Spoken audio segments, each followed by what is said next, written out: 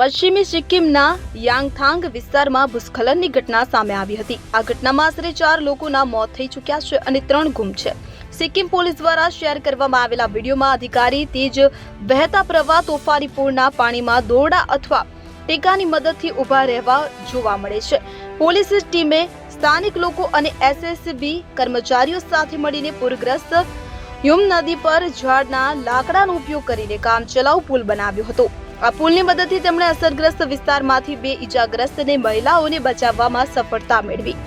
SP ગેજિંગ sharing શેરપાએ જણાવ્યું હતું કે સફળ સ્થળાંતર અને જિલ્લા હોસ્પિટલમાં તાત્કાલિક પરિવહન છતાં એક મહિલાનું સારવાર દરમિયાન મૃત્યુ થયું હતું। બીજી એક મહિલાની હાલત ગંભીર છે અને 3 હજુ પણ ગુમ છે।